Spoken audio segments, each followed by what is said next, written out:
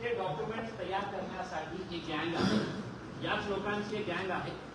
3,000 रुपये किंवा कोणी जास्तच हे असेल की मला आजच्या आज पाहिजे तर 5,000 रुपयेपर्यंत तुम्हाला संपूर्ण बोगस डॉक्युमेंट्सची फाईल तयार करून मिळतील.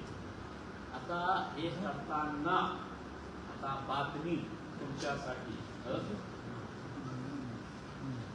हे करताना जेव्हा काही प्रामाणिक एससी समाजातल्या लोकांना हे कळलं, आमच्या समाजातले तर कोणी मोठा नेता याच्या बाबतीत बोलायला तयार नाही आहे.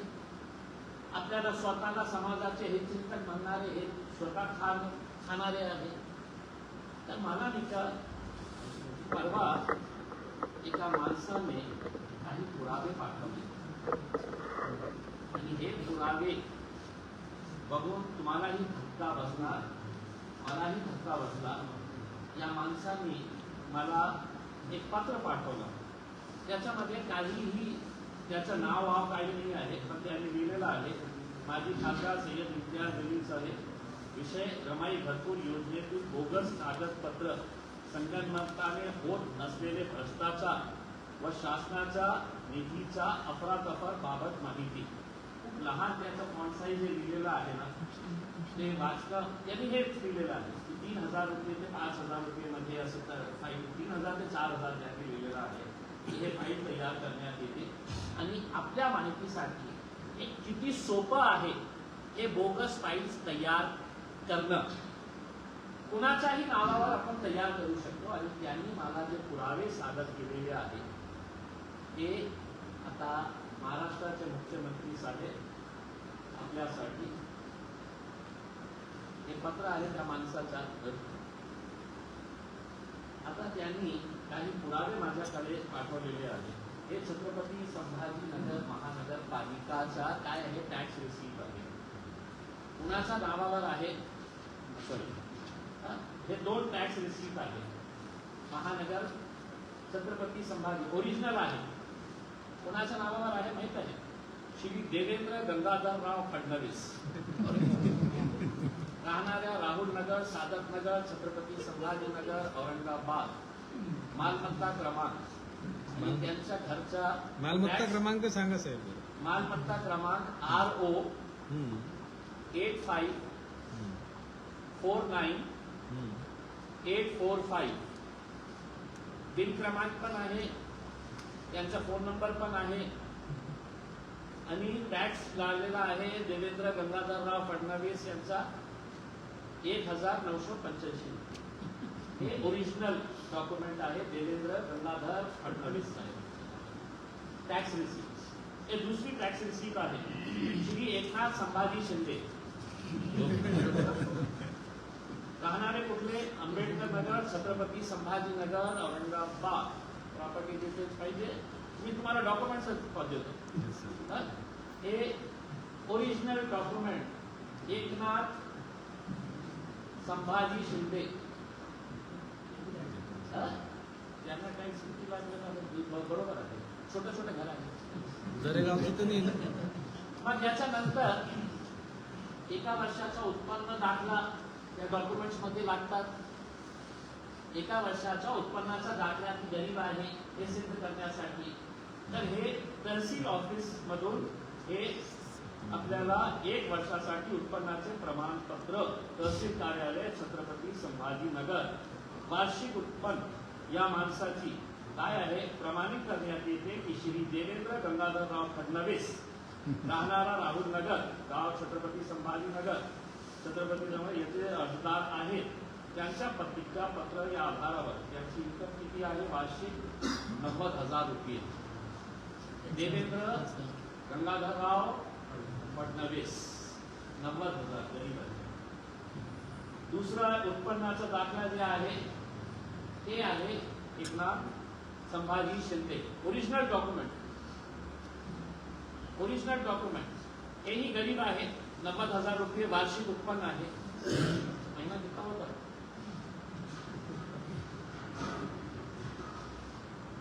मग रहिवासी प्रमाणपत्र कोण म्हणतं एकनाथ शिंदे ठाण्यामध्ये राहतो. मी सिद्ध करून देतो ओरिजिनल डॉक्युमेंट मध्ये. खोटं बोलतो ते ठाण्यामध्ये राहत नाही, हे राहतं आंबेडकर नगर, तहसील कार्यालय, रहिवासी प्रमाणपत्र, दाखला देण्यात येते श्री एकनाथ संभाजी शिंदे, राहणाऱ्या आंबेडकर नगर, छत्रपती संभाजीनगर येथील रहिवासी आहेत. हे रहिवासी एकनाथराव, खोटं बोलू नका. तुम्ही ठाण्याला राहतं, तुम्ही आमच्या आंबेडकर नगर मध्ये कधी येतात? लपून छुपून कशा बसतात? आणि घरकुल घेऊ लागलं 90,000 रुपये.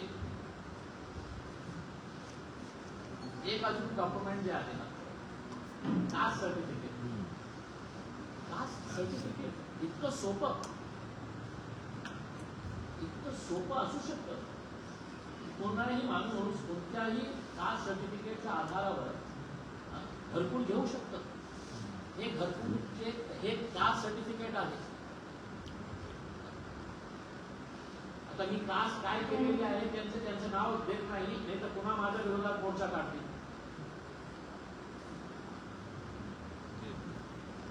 कास्ट सर्टिफिकेट तयार करण्यात आलेला आहे. एकनाथ संभाजी शिंदे ओरिजिनल स्टॅम्प आहे. काय कास्ट तयार करण्यात आली? नाव एकनाथ संभाजी शिंदे, औरंगाबाद, कास्ट महा 37, सिरियल नंबर 37. जेव्हा भाऊ पण बघा, हे जेव्हा भाऊचं वाच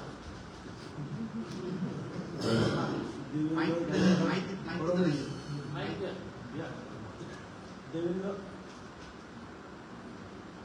देवेंद्र गंगाधर फडणवीस, जात महार, राहणार औरंगाबाद, कास्ट नंबर 37 नंबर. हे देतो म्हणजे कास्ट सर्टिफिकेट. आधार कार्ड तुम्ही डुप्लिकेट बनवू शकतो. आधार कार्ड बनवणं मतलब नॅशनल सिक्युरिटीशी आम्ही खेळत आहे. नॅशनल सिक्युरिटी किती बोगस आधार कार्ड या महानगरपालिकेच्या फाईल्स मध्ये आहे, कोणीही चेक करणार नाही. देवेंद्र फडणवीस, एकनाथ शिंदे,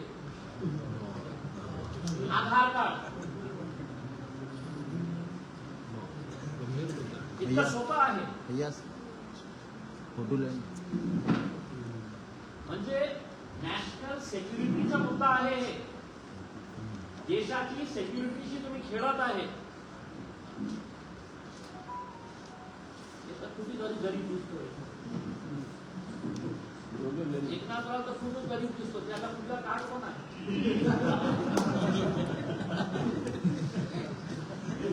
राशन कार्ड आहे. माझे सहकारी पिवळा राशन कार्ड नाव कुणाचं आहे? नागरिकत्व भारतीय. कुटुंब प्रमुखाचे नाव एकनाथ संभाजी शिंदे, वय 55, संपूर्ण पत्ता आंबेडकर नगर. ओरिजिनल स्टॅम्प्स आहे. कुटुंब मध्ये आहे ना, कुटुंब मध्ये गरीब माणसाच्या या गरीब माणसाला 5 लोकांचं राशन मिळत असेल. एकनाथराव 55 वर्ष स्वतः, लता 50 वर्ष बायको, श्रीकांत 38 वर्ष मुलगा, वृषाली 35 वर्ष सून, रुद्रांश 4 वर्ष नातू.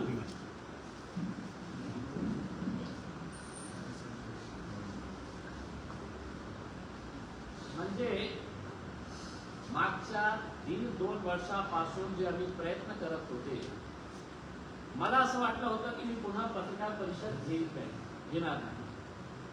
पण जेव्हा मला हे सगळं डॉक्युमेंट्स आलं आणि लोकांनी मला अजून काय पाठवायला सुरुवात केली, आणि सगळे एससी समाजातले की ज्यांना हे वाटत होतं की बाबा हे आमच्या समाजावर कशा प्रकारे अन्याय होत आहे, कोणी बोलत नाही आहे. तर हे डॉक्युमेंट जेव्हा आले तर मी म्हटलं की कमीत कमी या गोरगरिबांचा पैसा तुम्ही खात आहे त्यांच्या बाबतीत तुम्ही इन्क्वायरी करणार नाही आहे. 23 कोटी रुपये आणि 40 कोटी रुपये कोणत्या नेत्याला किती पैसे जाणार आहे? नेत्याला मी म्हणतो, जे फोन करत आहे आयुक्तांना. मग महानगरपालिकेचे कोण अधिकाऱ्यांना किती पैशाचा वाटप होणार आहे? मग हे आमचे काही लोक आहेत की ज्यांच्याकडेही हे मंडळी गेली होती की राहू द्या ना, आपण करू ना, तुमचं काही नाव असतं तर आम्ही पुढच्या यादीमध्ये टाकू ना, आहे का नाही असं? हो बरोबर सर. पुढच्या यादीमध्ये तुमचे काय 50 नाव असतील तर आम्ही टाकू ना. हे आमच्या लोकांपर्यंत पण गेले होते. हे लोकांनाही माहिती होतं की नाही आमच्या समाजावर आता हे करणारे कोण कोण लोक आहेत. हे आजपर्यंत नाव घेतलं नाही होतं, पण आता पुरावे आलेले आहेत, अधिकाऱ्यांनी बोललेले आहे की कोण कोणाची किती फाईल्स आहे. आंबेडकर नगरमध्ये जे याचं सगळं सूत्रधार आहे, प्रमुख सूत्रधार, यांची पत्नी भारतीय जनता पार्टीची कॉर्पोरेटर झालेली आहे, महेंद्र सोनवणे. किती फाईल्स आहेत त्यांची बोगस? 700. 700 इंटू 2.5 लाख किती होतं? 700 फाईल्स. आमचे एका काळातले 17 करोड 50 लाख फक्त एका माणसाला, जे याचं सूत्रधार. हे मागच्या अनेक वर्षापासून जे काही झोल होत आहे, हे जे PLC जे आली होती, आपल्याला माहित आहे मागच्या प्रेस कॉन्फरन्स मध्ये मी सांगितलं होतं 25 लाख रुपयाचं महानगरपालिकेने टेंडर काढलं होतं की याचं PLC म्हणून 25 लाख रुपयाचं देण्यात कुणाला आलं होतं की ज्यांच्या टेंडर 90% बिलो होतं. 90% बिलो होतं.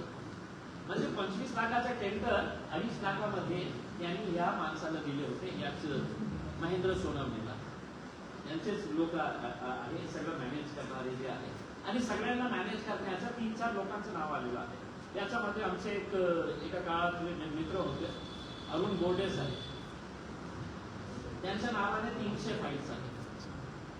मी नाही बोलतो, ज्या दिवशी इन्क्वायरी सुरुवात होईल तर अधिकाऱ्यांच्या तोंडातून आलेला जे संभाषण आहे ते आपल्याला मी ते एजन्सीला देणार आहे.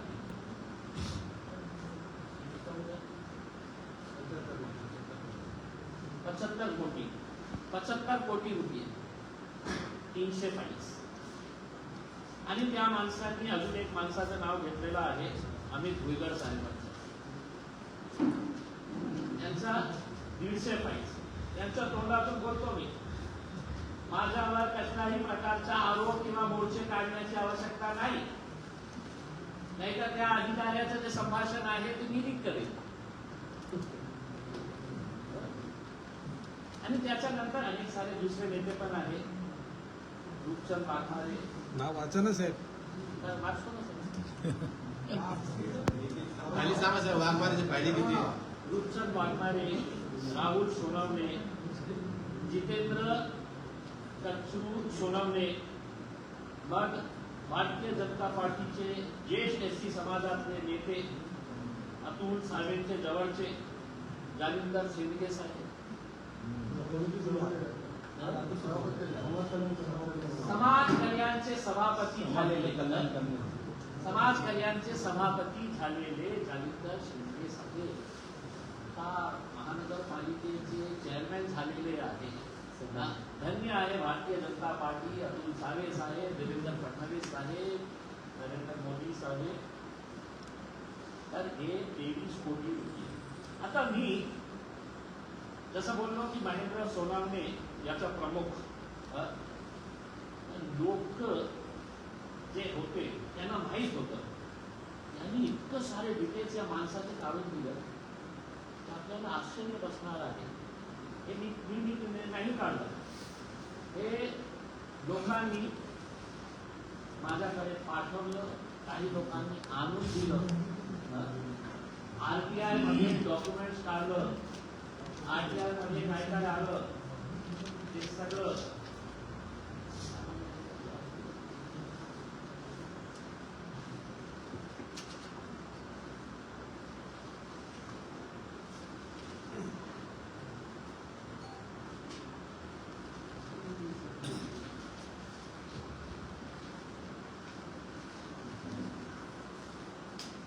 ठीक आहे. ते फायलीचा आकडा जरा सांगून द्या ना. रूपचंद वाघमारेच्या फायली किती आहे, राहुल नाही, नाही, सोनवणे. ते त्यांचं नाही जे आहे ना, यांच्या बाबतीत या तिघांचं त्यांनी जे स्टेटमेंट केलेले आहे ओके. त्या स्टेटमेंटमध्ये या तिघांचं नाव घेतलेलं आहे. म्हणून मी त्यांच्या आधारावर हे बोलत आहे. आणि बाकीचे जे लोकांचे नाव आलेले आहे त्यांचीही फाईल्स आहे, पण माझ्याकडे ते कन्फर्म आढळा नाही आहे. आता हे जे महेंद्र सोनवणे साहेब आहे, 3 टर्म MLA हे आहे कॉर्पोरेटर. त्यांचे वडील होते दिवंगत, मी गेलो होतो त्यांच्या अंतिम संस्कारासाठी. आता त्यांची पत्नी भारतीय जनता पार्टीकडून हे आहे. त्यांचा मुलगा मजुरी करतो.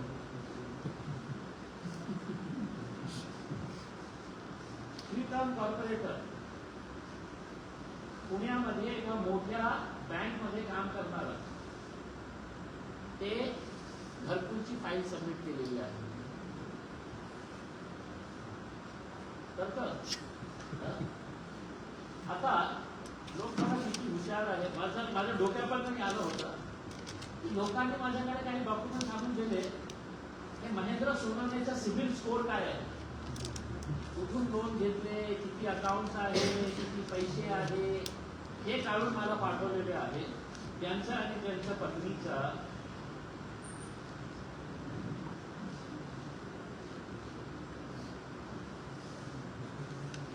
सर हे प्रकरण तर ईडीकडे गेलं पाहिजे खास. करंट अकाउंट मध्ये बॅलन्स किती आहे, 69,44,000. या माणसाचे अकाउंट किती आहे माहिती आहे का? सामान्य कॉर्पोरेटर त्याचा मुलगा मजुरी करतो, अकाउंट किती आहे सिव्हिलच्या प्रमाणे 31 अकाउंट्स आहेत. 31 अकाउंट्स आहे. आणि एक अकाउंट मध्ये 4,74,000, दुसऱ्यामध्ये 4,50,000, 1,99,000, 3,50,000. तर हे 31 सिव्हिलमध्ये सगळं करतात. 3,66,000, 2,76,000, मग 2 लाख, 3 लाख, 3,71,000, 2,31,000. म्हणजे मला हे चांगलं वाटलं नाही आहे. इतकं अकाउंट होऊन सुद्धा मला मजुरी करतो. गाडीसाठी 20 लाखाचं लोन घेतलं, 20 लाखाचं.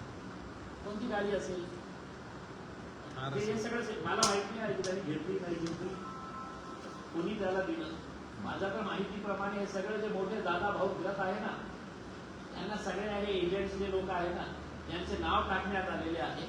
त्याच्याऐवजी गाड्या देण्यात आलेल्या आहेत. तर ते वेगळी इन्क्वायरीमध्ये ते करतील नाही करतील मला माहीत नाही आहे. पण हे त्यांची मिसेसचा पण आहे सिव्हिल स्कोर. त्यांच्या अकाउंटमध्ये पैसे आहेत, लोन घेतलेले आहे, गाड्या आहेत, सगळं आहे. आता मला एक हे सांगायचं आहे की हे आल्यानंतर मी असा निर्णय घेतला की मी पोलीस कमिशनरांना हे सगळे डॉक्युमेंट्स मी पोलीस कमिशनरांना देऊ, कारण हे खूप गंभीर विषय आहे. पण कोणत्या आधारावर देऊ? मी अनेक वेळा दिलेला आहे, अनेक वेळा पत्रकार परिषद घेतलेली आहे. मुख्यमंत्र्यांनी पत्र पाठवलेलं आहे की याची इन्क्वायरी करा. मग मी पत्र तयार करून मी दिलं नाही, कारण ते आता काय हे सगळं जागे होती. अरे देवेंद्र फडणवीसचं नाव आलं, एकनाथ शिंदे गरीब झाला, कसं गरीब झालं, तर ते सगळं एक साथ उठ जाएंगे पूरे करके. मैं बोला मैं उनको पूरा समर्थन करूंगा. अगर पिछले 3 साल, 4 साल, 5 साल, 6 साल के अंदर हमारी घरकुल के पूरी अगर इंक्वायरी अगर करेगी, तुम्हाला याची काळजी असेल की देवेंद्र नावाच्या, एकनाथ शिंदे नावाच्या माणसाला बोगस डॉक्युमेंट तयार करण्यात आलेले आहे.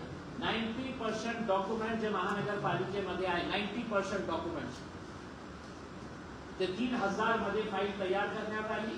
याच लोकांनी हे सगळं डिस्ट्रीब्यूट केलं 2.5 लाख रुपयाप्रमाणे. काही लोकांना माहीत नाही आहे. मी अजून काही लोकांना बोलवलं होतं SC समाजाचे की ज्यांना माहीतच नाही, नंतर कळलं की त्यांचे पैसे उचलण्यात आलेले आहेत. पण ते इतके घाबरलेले आहे कारण बहुतेक हे याच्यापैकी जे लोक आहे हे गुंड प्रवृत्तीचे आहे आणि हे करून टाकणार ते करून टाकणार. एका पत्रकारांनी काही चांगलं बातमी दिली होती याच्या बाबतीत, त्याच्यावर ही सुद्धा दमदाटी करण्यात आली होती की कशाला माझ्यानी का.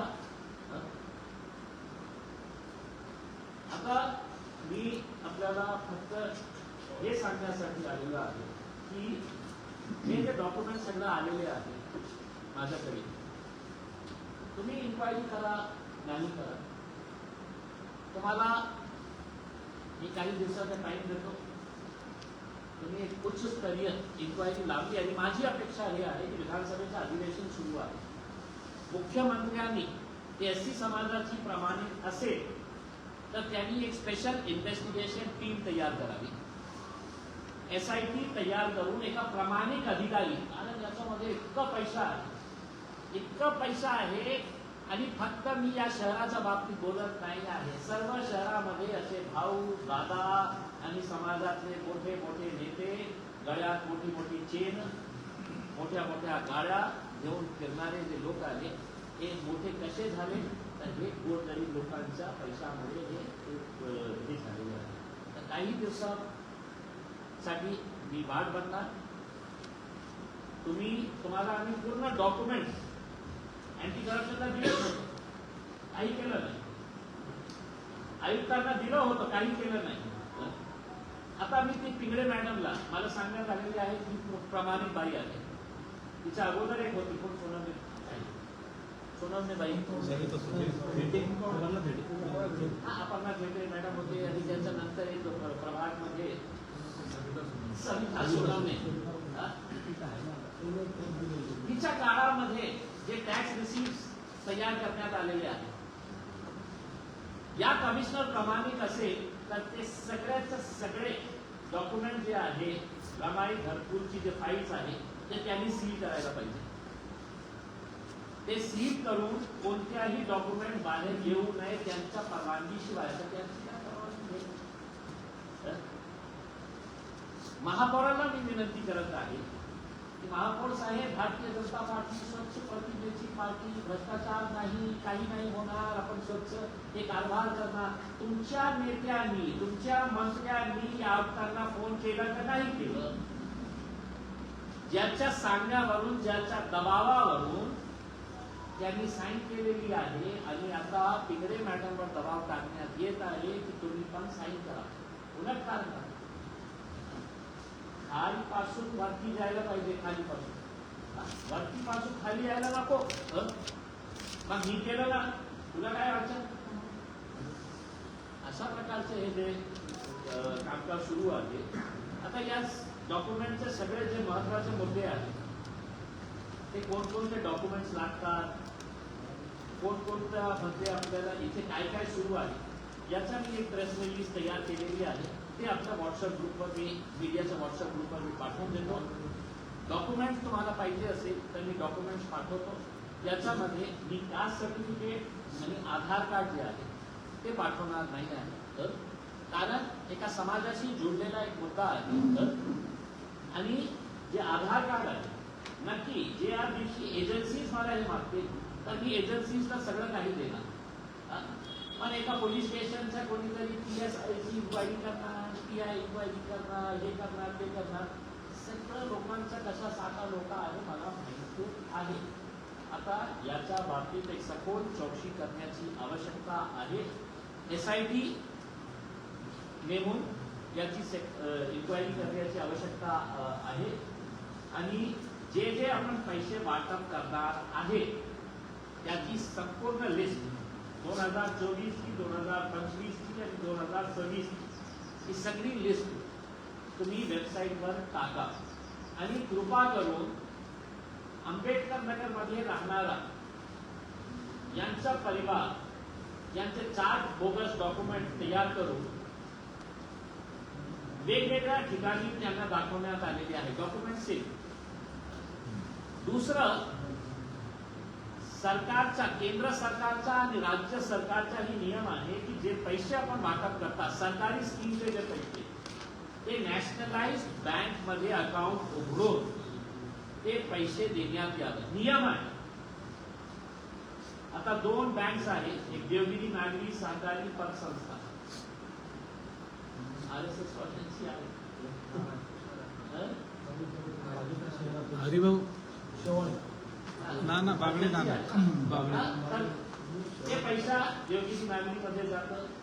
आणि दुसरा एक पतसंस्था आहे उस्मानपुरामध्ये, ते आमच्या मित्रांनी सुरू केली आहे. मला असं सांगण्यात आलेलं आहे. माझ्याकडे इन्क्वायरी करा. आणि पतसंस्थेमध्ये सरकारचे पैसे, लोकांना माहितीच नाही आहे की या पतसंस्थेमध्ये माझा अकाउंट आहे.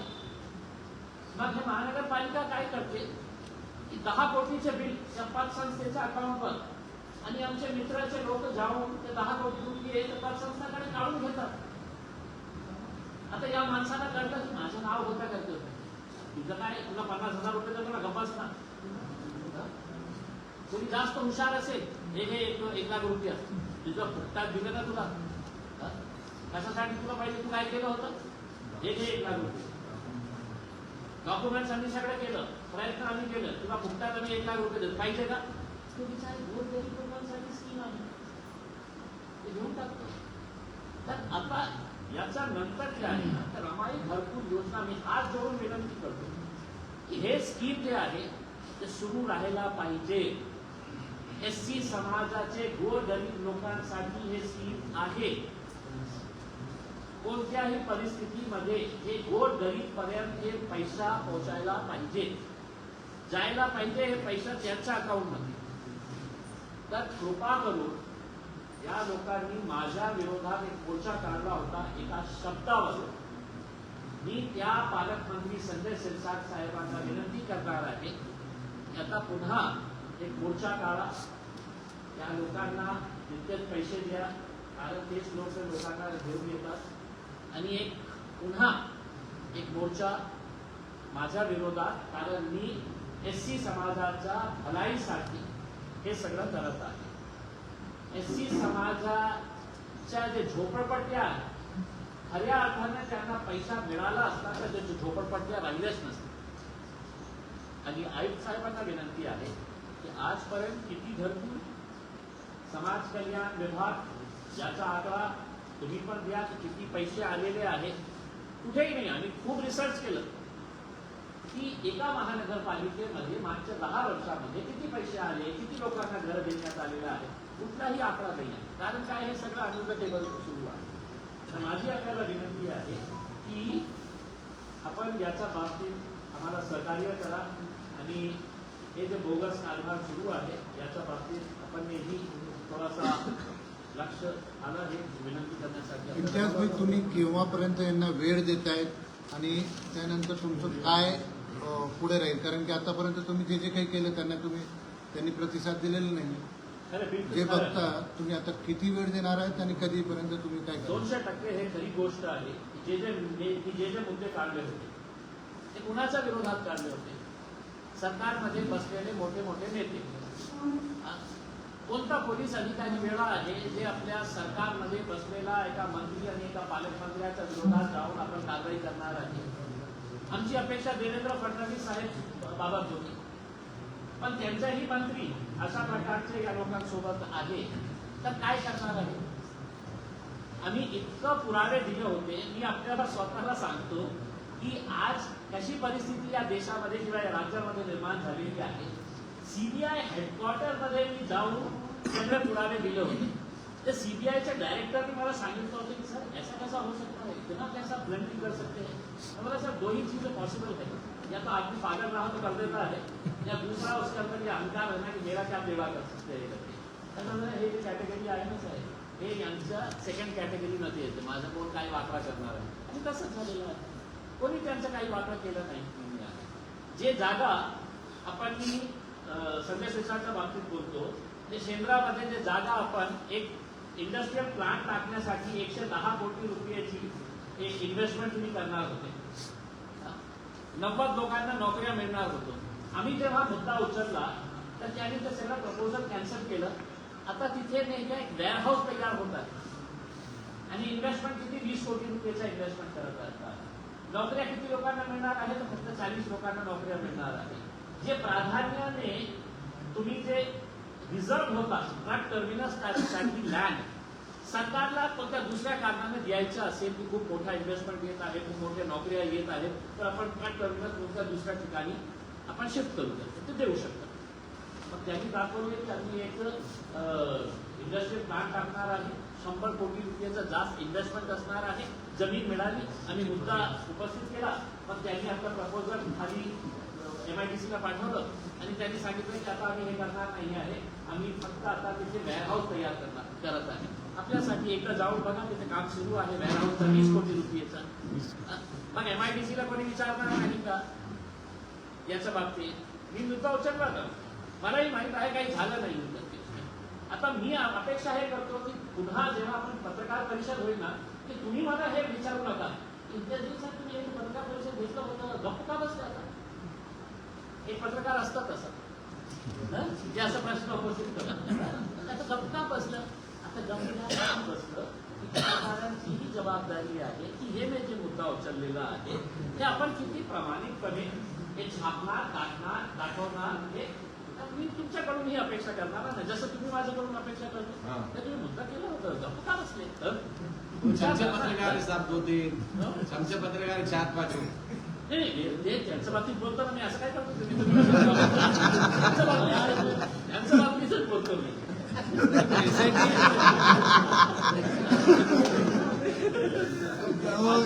SIT टाइम देखिए अभी महाराष्ट्र में विधानसभा का अधिवेशन चल रहा है.